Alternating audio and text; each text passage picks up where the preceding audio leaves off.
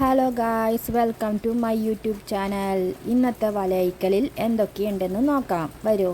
ഇന്ന് വല മുഴുവൻ ഞണ്ടാണെന്നാണ് തോന്നുന്നത്. തുടക്കം തന്നെ ഈ നീലക്കാലം ഞണ്ടിലാണ് കിട്ടിയത്.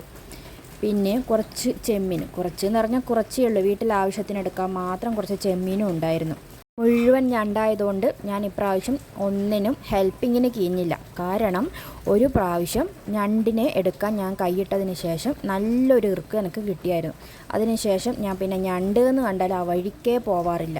നോക്കിയേ, ഒരു മുട്ടൻ മാന്ത വേറെ നാട്ടിലൊക്കെ നങ്ക് എന്ന് പറയും. ഞാൻ അതിനപ്പം തന്നെ കുളിച്ച് സുന്ദര കുട്ടപ്പനാക്കി ഫ്രിഡ്ജിൽ കയറ്റി വെച്ചു. കുറേ സമയം വെച്ചിട്ടുണ്ടെങ്കിൽ ചിലപ്പോൾ ചീഞ്ഞു പോയാലോ.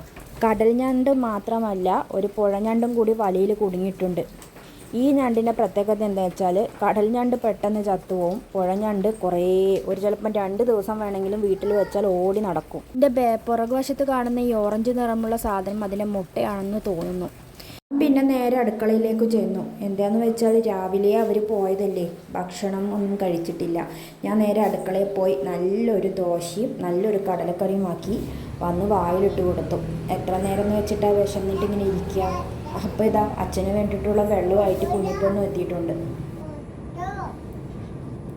വല മുഴുവൻ ഞണ്ട് കണ്ടപ്പോൾ ആദ്യം നല്ല സന്തോഷമായിരുന്നു, പിന്നെ ഒരു സങ്കടവും. വല മുഴുവൻ അതൊക്കെ നശിപ്പിച്ച് വെച്ചിരിക്കുന്നു. സാധാരണ മീൻ പോലെയല്ല വലയിൽ നിന്ന് ഞണ്ട് കഴിക്കൽ. Happy birthday. എന്നാ കേക്ക് മുറിക്ക്.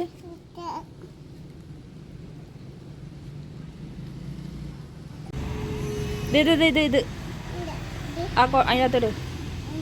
അതിൻ്റെ അകത്തോട് ചെമ്മീന്. ആ ഓക്കെ. എന്താ അത്? ചെമ്മീൻ. നല്ലൊരു മുഴുത്ത ചെമ്മീനും വലയിൽ കുടുങ്ങിയിട്ട് കണ്ടോ. ആ ചെമ്മീൻ ഇവിടെ ടൈഗർ ചെമ്മീൻ എന്നാ പറയാം. നോക്കിയേ, വല മുഴുവൻ ഞണ്ട് പിരിച്ച് വെച്ചിരിക്കുക. ഇതെങ്ങനെയാണെന്നറിയില്ല ഇതിൻ്റെ അകത്തുനിന്ന് എടുക്കുക. ഞാൻ ആ സമയം കൊണ്ട് മീനുമൊക്കെ സെപ്പറേറ്റ് ആക്കി വെച്ചു. ഞണ്ട് വേറെ, ചെമ്മീൻ വേറെ, നങ്ക് വേറെ, ഏട്ട വേറെ. ഞണ്ടൊഴുകിയുള്ള ബാക്കി മീനൊക്കെ അധിക സമയം പുറത്ത് വയ്ക്കുന്നത് നല്ലതല്ല. അത് ഞാൻ പിരിച്ച് കഴുകി ഫ്രിഡ്ജിൽ കയറ്റി വെച്ചു. ഞണ്ട് തന്നെ 2-3 തരത്തിലുള്ള ഞണ്ട് വലയിൽ കുടുങ്ങിയിട്ടുണ്ട്. കണ്ണൻ ഞണ്ട്, നീലക്കാലം ഞണ്ട്, പിന്നെ ഈ പുഴഞ്ഞണ്ട് ഈ ഒരെണ്ണം മാത്രം ആയതുകൊണ്ട് തൽക്കാലം വിൽക്കുന്നില്ല. ബാക്കി മീനുകളൊക്കെ സെപ്പറേറ്റ് ആക്കി വെച്ചു. ഞണ്ട് തൂക്കം നോക്കി വിൽക്കാനാണ് ഇന്നത്തെ പരിപാടി. വലയുടെ കാര്യം ഓർത്ത് നല്ല വിഷമമുണ്ട് എനിക്ക്. അതോട്ട് പോണ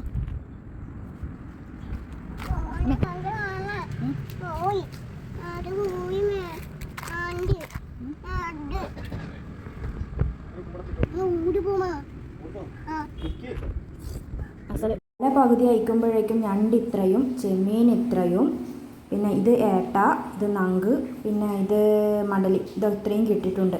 കണ്ടോ ഗൈസ്, എത്ര വലിയ ചെമ്മീനാണ്. ഇതിനോട് ടൈഗർ ചെമ്മീൻ എന്നാ പറയുക.